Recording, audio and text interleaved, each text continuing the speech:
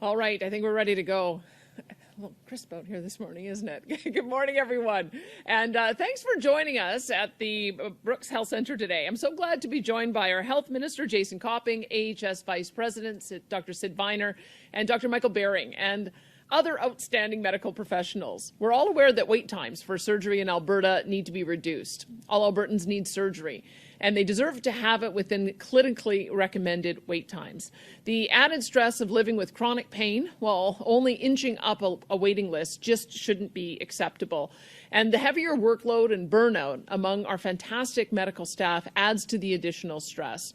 Since November, we've promised that help is on the way, and this year's budget provides some of that help. We are increasing our overall health spending by nearly $1 billion. That's not an unsubstantial amount. That includes an investment of $237 million over 3 years to expand and modernize operating rooms across the province. That means that Albertans can continue to be confident that their surgeries are taking place in the most modern, up-to-date facilities by the best healthcare workers to best ensure their health and overall well-being is improved. This extra money will reduce delays in hip and knee replacements and cancer and cataract surgeries, to name a few. And that's just really good news for Albertans who are waiting for surgery. This means that Albertans will not have to wait as long to get the surgeries that they need. It means that Alberta Health Services can add 20,000 more surgeries in the next 12 months. So 20,000 more Albertans can get their surgeries sooner and will be able to take part in the activities that they've been missing out on while they wait. Part of that $237 million also includes $120 million in new funding to increase surgical capacity in more than a dozen communities, including, I'm pleased to say, right here in Brooks. Going for surgery can be daunting, and if we keep more people closer to home, it will give them more peace of mind and reduce added stress of travel and the added cost of hotels and eating out for their family. I would also be remiss if I didn't say that none of this would be possible without the medical professionals who staff our operating rooms.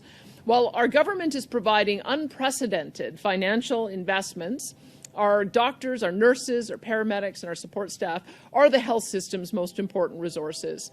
Their talent, their hard work, and dedication keeps the system strong, and I want to take a moment to thank them for their dedication and for their commitment to helping Albertans to heal. And that's why Alberta's government is putting more money into expanding their ranks by retaining and supporting our current workforce, growing the workforce by creating more training spaces, and strengthening our capacity for long-term planning.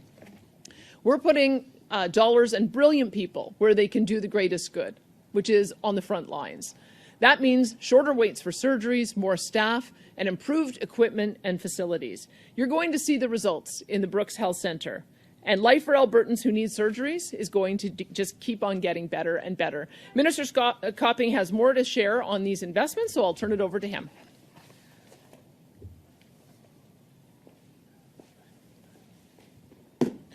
Well, thanks so much, Premier, and good morning, everyone, and thank you for joining us here today. It's great to be here to announce the steps we are taking in our ongoing commitment to build on the momentum of the Health Care Action Plan. I want to thank Dr. Sid Viner and Dr. Michael Bering from AHS, who will speak in a moment, for the warm welcome to the Brooks Health Centre. Now, it goes without saying that Alberta's healthcare system has been overburdened and wasn't able to meet the growing demand despite the excellent work of doctors, nurses, and other healthcare workers. Urgent reforms are already underway so Albertans can access the world-class care they expect and they deserve. Alberta's Healthcare Action Plan is our commitment to do just that. One of the 4 key areas of that plan is reducing surgery wait times across our entire province. The reality is that far too many Albertans are waiting longer than clinically recommended for the surgeries that they need. This is not a situation that our government can accept. We made a promise to Albertans 4 years ago that we would take action. Now, the pandemic delayed that work a bit, but I'm proud to say we are making significant progress. We have boosted the number of surgeries by leveraging both hospitals and chartered surgical facilities, and wait times are down across the board. As of Tuesday this week, there were less than 67,000 people on the overall waiting list. That's lower than 5 years ago. But more importantly, the number of people waiting outside the clinically recommended targets has also dropped. When Dr. John Cowell, the official administrator at AHS, gave his 90-day update in April, the number of Albertans waiting too long had already fallen from about 39,000 in October to about 35,500 in late February. Today, there are fewer than 32,000 people waiting outside of the clinically recommended targets. That is progress all Albertans can be proud of, but we can't let up now. We are adding more capacity so more people can have faster access to the care they need when and where they need it. We're on track to perform about 6,000 surgeries every week in Alberta. We've recently focused our efforts on hip and knee replacement wait lists. These are typically the longest wait times that we're seeing right now. And we're investing in the system to provide 6,000 more publicly funded orthopedic surgeries every year in Edmonton and in Calgary. Albertans will also have access to 30,000 eye surgeries at chartered surgical facilities, or CSS, this year as well. And I want to stress that surgeries performed at CSS are a vital part of the publicly funded healthcare system. They create much-needed capacity for more complex and emergency surgeries that can be done in hospital operating rooms where advanced care teams may be needed. CSFs have been part of our health system for years. In fact, 13% of surgeries completed in Alberta in 2018-19 were done at a CSF. We are focused on expanding the healthcare system to meet the needs of people throughout the province, not just in the two major cities. We are renovating and adding operating room space in 15 communities, particularly in rural Alberta. There are projects already underway in places like Edson, Grand Prairie, Lethbridge, Medicine Hat, and Rocky Mountain House. And Budget 2023 provides $237 million for surgical initiatives over the next 3 years. These new capital projects will increase capacity in places like Camrose, Crow's Nest Pass, Olds, Westlock, Tabor, and right here in Brooks. AHS is budgeting $312 million to provide a projected 310,000 surgeries this year. That's 20,000 more surgeries for Albertans waiting, many of whom are in pain, and especially in rural areas. This is remarkable progress, and this progress will make a difference to the lives and livelihoods of thousands of Albertans. But we know there is still a tremendous amount of work ahead of us, and we are committed to the process. We will deliver on our promise to Albertans that they will have access to their surgeries within clinically recommended wait times. And before I turn things over to Dr. Viner, I want to once again thank the dedicated healthcare professionals for all the work that they do, day in and day out, to serve Albertans. And thank you to Dr. Cowell and his team at AHS for their dedication to ensuring everyone has access to the care they need, where and when they need it. And now I would like to turn the mic over to Dr. Sid Viner, Vice President and Medical Director for AHS, so that he can say a few words. Dr. Viner.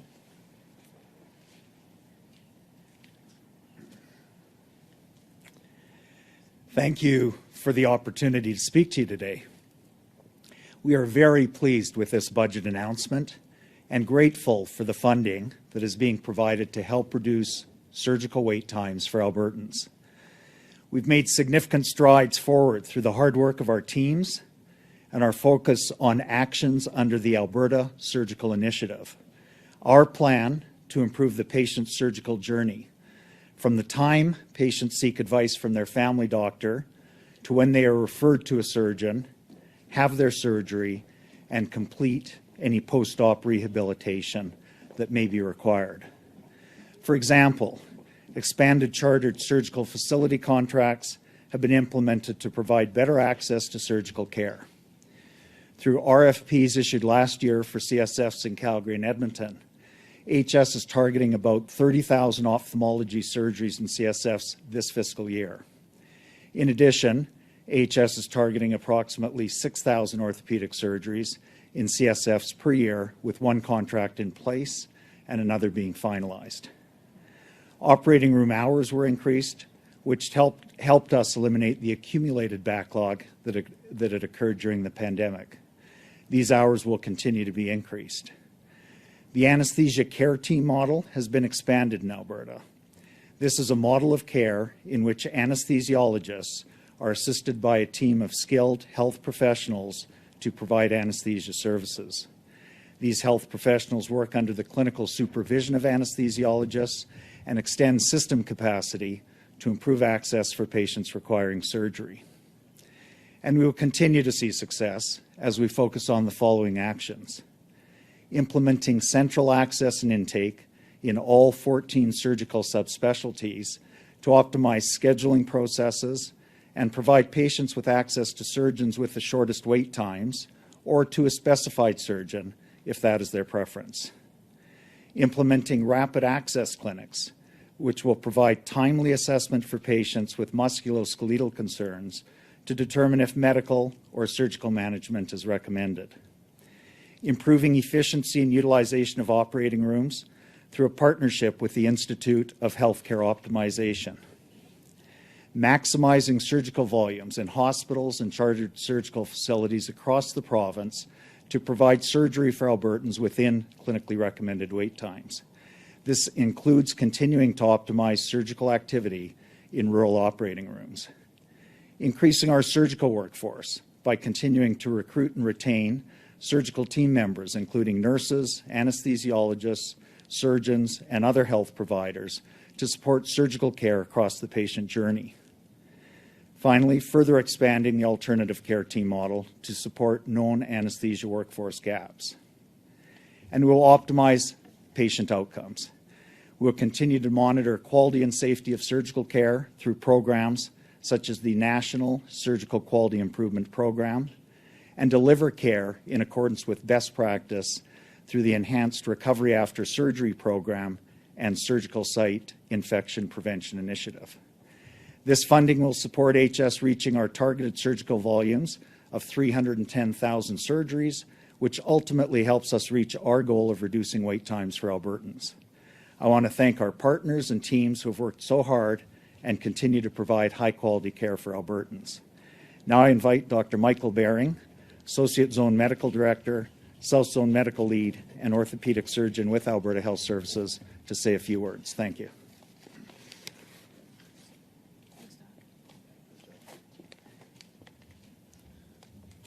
So thank you very much for asking me to speak today. As part of my surgical activity with Alberta Health Services, I perform orthopedic procedures such as the hip and knee replacements, ligament reconstructions, fracture care, etc. And it is great to see this additional funding going towards capital projects under the Alberta Surgical Initiative. Our primary focus here in Brooks is to maintain surgical volumes, and this funding will see that happen. Currently, we're doing about 1,000 surgeries a year in Brooks, and we want to continue to expand that work. We work with surgeons in Medicine Hat to offer available time here in Brooks, and the site also provides services to other providers in other zones. We can work collaboratively towards reducing the surgical wait list. As part of this collaborative effort, our Brooks general practitioner anesthetists travel to Medicine Hat Regional Hospital to support the anesthesia care there. This ensures they maintain their clinical skills. The funding from Alberta Health will help to increase these opportunities and other projects under the Surgical Initiative. This will improve the surgical journey for patients and the processes for surgeons and the referring providers. For example, the ASI has established the central access and intake for surgical referrals across the province. This is similar to what was established about 10 to 15 years ago with hip and knee replacement. Once fully implemented, this will result in improved patient care by improving the flow of referrals. Specifically, this will ensure the referrals are complete for the surgeon. It'll also have the referrals integrated into the existing electronic medical record systems, which would streamline the process for the family physicians who are the referring providers. This central access and intake will also help to track the surgeon's activities, including their wait list status, so we can improve patient care by getting the patient to the correct surgeon with the shortest wait list. We are extremely grateful to the surgeons in Alberta that travel to these different communities to provide surgical services, and to Alberta Health for the additional funding to support optimizing our operating theatres. We will continue to work together to meet the needs of Albertans while supporting all our surgical teams. Thank you very much. Thank you very much, everyone, for coming today. We'll start our question and answer portion with the media now. We'll go to the phones first. Operator, can you put through our first caller? Yes, the first caller is Stephanie Thomas, CTV. So when can the insemination, when ovulation happens? Dude, don't say insemination because I get confused. You mean like embryo transfer, right? Embryo transfer. Yeah. When does the embryo transfer typically happen? I think we got a little technical issue. Okay, sorry about that. We will move on to Alex McQuaig, Western producer. Please go ahead. Thanks for taking my question. This is open to anyone who wants to answer it. In the last week, we had, it was anticipated 13 facilities, rural facilities that were under temporary service disruption were expected to open. Only 2 of them did. Obviously, there's an issue with healthcare staffing and staff and attaining those. I guess, what is a realistic timeline for when some of these rural hospitals will see some of the service disruptions end? Well, thanks for the question. And as we've chatted before, and you hit the nail on the head, is the challenges are staffing challenges. We are very optimistic of being able to address a number of these in short order. And like for example, we are about to make an announcement. I learned today in Oyen that we have the staffing in place to be able to reopen starting this week in the emergency department and 5 of and additional inpatient beds as well because we have the staffing in place. So that's a good news story, but it's going to take time. As you know, the challenges with staffing, particularly in rural areas, they existed before COVID. COVID has made the matters worse, but we have put in place a number of steps in terms of increase of training, faster access to certification for internationally trained nurses, bridging programs, improved certification both for nurses and doctors and other healthcare professionals. So we are making progress, but it's going to take time. But rest assured that these are what we say they are. They're temporary closures, and I recognize some of them have taken far longer than we would have liked to be able to get them to reopen. But we are making headway, and I'm optimistic that as we have the graduating class, from our schools here in the province come out, that we'll be able to help fill the ranks and us to reduce those further. But Dr. Viner, if you want to speak further on this, that'd be great. Yeah, I think we do everything we can to pull out all the stops to avoid any closures, any service disruptions. But as the minister said, sometimes they're unavoidable because of lack of staff, and that can be nurses, it may be doctors. We tap into locum pools as best possible, and big focus on recruitment of newly graduating physicians and staff, use of people from other facilities who are willing to travel, and even as we look into the future, training people in rural areas to promote their continued residence working in healthcare within those areas. Thanks, Alex. Do you have a follow-up? Yeah, I mean, is there a timeline? I understand it's a difficult, complex topic, but is there a timeline? Are we talking about months? Are we talking about years before the province can kind of wrestle this issue? So, in terms of specific timelines, and I wish I can give you a better answer, is it depends. Because it's a complex issue. Staffing is what's driving it. We have a number of programs in place to be able to address. I mentioned Oyen, which was very positive. The announcement coming out later today in terms of reopening that.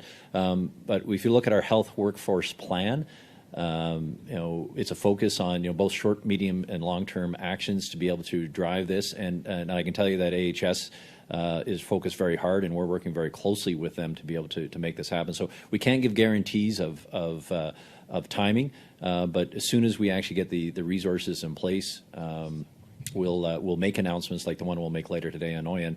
And again, I'm optimistic because we have made the investments. We have more people who are, we have more nurses, more doctors than we've ever had before. We have another graduating class, and we've streamlined the process. So, I'm optimistic that we'll be able to continue to drive through this over the course of weeks and months. But again, it's going to be dependent upon each individual location and where whether or not we can attract there. And I just one last comment. This is an issue that's not unique to Alberta. This is an issue that you see across the entire country and actually in the first world in terms of challenge with healthcare staff. But we're all moving to address that. I have confidence in our plan, and we'll just continue to work at it and ensure that we can provide the services that Albertans deserve and live up to our commitments to actually have those services open, particularly in rural areas. I might just add, because it's related, we've also got a $2 billion investment in building out primary care. And I think increasingly what you're going to see is that more medical professionals are going to have a broader scope of practice. And there's going to be team practice. So we're working with our nurse practitioners as an example so that we can make sure that if everybody has access to primary care, whether it's a family doctor or whether it's a team practice, that helps address some needs on a regular basis so that it doesn't put additional stress on our urgent care centers and our hospitals. And so it's a whole system that we're employing here. We're spending $2 billion on that. And it's the reason why we're recruiting across all of the different health professionals so that we can keep people healthy and well and hopefully just have only the most urgent cases going to hospitals, which will allow for us to take the pressure off. So it is, unfortunately, a national problem, perhaps a global problem, but we've got a number of different ways that we're addressing it. Thank you, Premier. Operator, can you put through our next caller? Thank you. Safe Kaiser, Global News. Good afternoon, or rather, sorry, good morning. My question for the Health Minister. Health Minister, you keep talking about Oyen there. I mean, when we look at Oyen, I covered that story about 2 or 3 months ago now, and they had been without proper medical services for several months before that. So, I mean, when you sit here and you say, oh, we're seeing some improvement, is it really acceptable that it's taken this long for them to get basic care in a place like that? So thanks for the question. And we our commitment is actually to be able to ensure care across the province and equitable and appropriate care. Has that taken too long? Yes, it's taken far too long.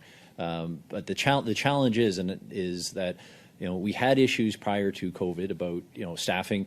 COVID made it worse as it put strain on our healthcare system and people were leaving. So that's why I'm very pleased about our healthcare action plan to address this issue, and that's why I'm pleased that do we still have issues?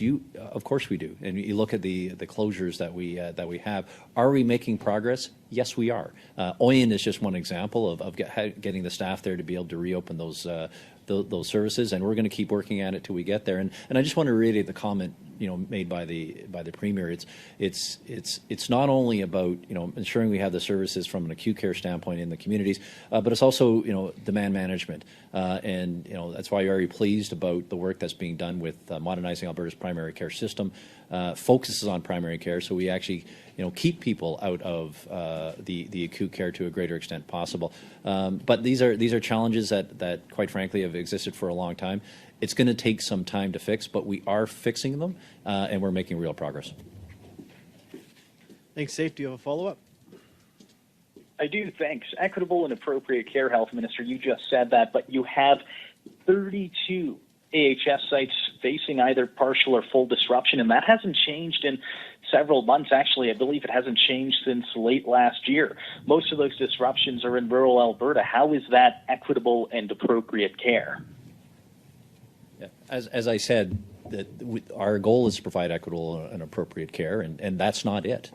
We need to make further investments, and we actually are doing that. Healthcare is critically important in rural areas. I was very pleased to be able to travel the province and speak to many local communities and about the challenges where you have fewer staff. I know AHS is working incredibly hard, and so are the people in these areas to provide care. We simply just need more people. It's been made more challenging due to COVID, so that's why we are actually focusing on making investments in our rural healthcare. That's MAPS. One of the big key areas of MAPS is not only looking at primary care, but how do we actually provide care in rural areas and leverage innovation. So I'm looking forward to be able to do a more broader response to the report that I received from MAPS. But again, our continued focus is to invest in our healthcare system, which we are, to transform how that health is, how we deliver healthcare services, particularly with our continuing care transformation, and then on the primary care side, and then investing in additional training. Like one other comment I'll just make on the training side is, which I think is critically important, is for example, training in rural areas, so people stay in rural areas. So for example, Wainwright, the program that University of Calgary has established out there, where nurses are training virtually in Wainwright, going through their courses there. People accepted to the program, actually doing their on-the-job training in Wainwright Hospital, and then I'm sure, as in the conversation I had with them last week, they'll get job offers, assuming that they graduate, which I'm very hopeful they will, in Wainwright and related areas. And so we need to do more of that, and quite frankly, we are. We look at our expansion of the medical school programs at U of C and U of A, and in Lethbridge, first 2 years at U of C, and then do their clerkship and residencies out of Lethbridge, so they actually stay local. So we appreciate that we need the staff. We are taking actions to make sure that we have the staff. It's taking longer than we would like, but we are committed to make sure that we can provide the services to rural areas and make sure the staff that we have to do that. All right, thank you very much. I believe we have a question at the microphone. Somebody, CTV? Good morning, Premier. Sorry to be so late. I ran into horrible fog. I just have to ask you one quick question, please. And the question for you, Premier Smith, is a writ hasn't been dropped, but a campaign appears to be already underway. Are you concerned that voters might get burned out and tune out before we even get close to the date of the election, please? I said when I got elected that I would commit to having the fixed election date on May the 29th, which means that the writ will drop as planned on May the 1st. We still have a number of things that we're wrapping up to be able to finish some of the announcements from our budget before we go full-time into campaign mode. And I think that people are excited to have a conversation about what the future of our province is. And so I'm looking forward to getting fully into that when the writ drops in a few weeks' time. Thank you very much. We'll go to our next caller on the phone. Operator? Thank you. Dean Bennett, Canadian Press. Oh, good morning. This question is for the Premier. Premier, I'm wondering now that where we go from here, now that you've insisted there's nothing irregular about your phone call with Arthur Pawlowski. Specifically, I'm wondering if this has changed. It sounds like a de facto policy change. So I want to know from you three things. Should Albertans facing criminal charges or any charges who feel they're being treated unfairly by the system now consider themselves free to contact their local MLA or any cabinet minister to discuss it? Two, if these accused MLAs or cabinet ministers if these accused contact MLAs or cabinet ministers with the intent to discuss their active case or criminal case, are these MLAs and cabinet ministers now free to accept the call and engage in this conversation? And if so, once these discussions have ended, are cabinet ministers and MLAs now free to pass the accused concerns and outstanding questions on to justice officials via the appropriate channels, i.e. yourself or Justice Minister Tyler Shandro? Well, there's no change in policy. The policy is what it's always been, that the Crown prosecutors and the judicial system operates independently, that there is a lens that the Justice Minister can look at in assessing cases. That is whether there's a reasonable likelihood of conviction and whether it's in the public interest. That stays the same now and has always been that way and will always be that way. My job as a politician is to consult with a broad range of people and raise their concerns, and then ultimately, in this particular case, take the advice of my Justice Minister. My Justice Minister said that we are awaiting the outcome of several court cases, and I accepted his advice. So there's been no policy change, Dean. Dean, do you have a follow-up? Premier, I'm sorry. Yeah, with respect, I put it to you that this is gross hypocrisy on your part, that you get to contact and talk to accused before their criminal cases but no other Albertans get the same opportunity. How do you justify that? Look, every single one of my MLAs, their job is to talk to a broad range of Albertans. There were a broad range of Albertans raising concerns about whether there'd be an option for amnesty. This should be no surprise, Dean. I ran on that. I said that I would pursue and see if there were options for amnesty. And I asked my justice officials if there were. They came back with some recommendations, and the recommendation was that we had to wait for the outcome of several court cases. And that's what we're doing. The conversations I had with my justice officials took place several months ago. The court cases still haven't come down. We're still waiting. And so that's where we find ourselves, is that we've got to once these processes are underway, we've got to let the system of court play itself through to the end. And that's what we're doing. We're waiting for the outcome of a couple of court cases. Thank you very much. We have time for one more set of questions. Operator, can you put through our last caller?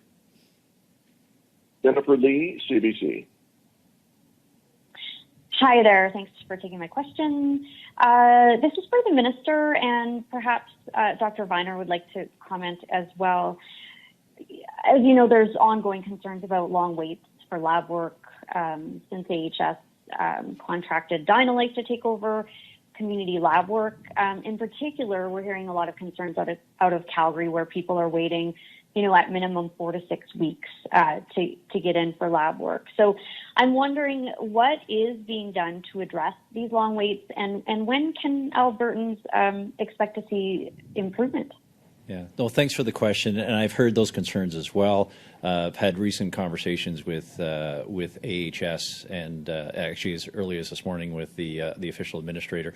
My understanding is that part of the longer wait times is due to transition. As you know, Dynalife took over from APL earlier this year.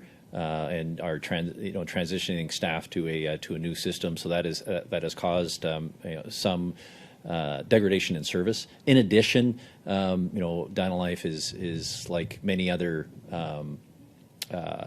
even AHS, in terms of the ensuring that maintain to be able to staff. They're having some staffing issues.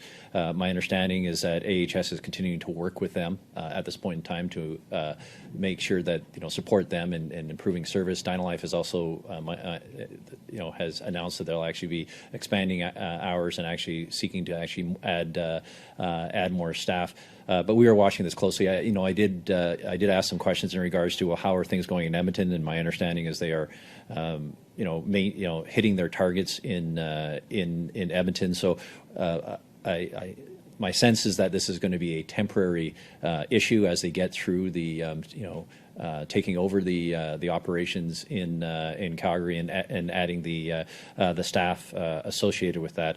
But we're watching it very closely because we know that the longer wait times is an issue particularly in Calgary, and supporting them to actually be able to ensure that they can hit their targets. And Dr. Viner, anything further to add? Very aware that it is an issue, and we'll work with Dynalife to improve it. I think it's the bottom line. Thanks. Jen, do you have a follow-up? Yeah, I do. Thanks. I guess one aspect to this whole transition is that hospitals aren't conducting lab work, community lab work any longer. And I think that's a particular concern for parents, children with, complex medical needs. They would go there, they could get in quite quickly. There were folks there who was freshly trained in drawing blood from kids and that kind of thing. They could get in very quickly. Is reopening these community labs in hospitals, for example, children's hospitals, an option that's on the table at this point?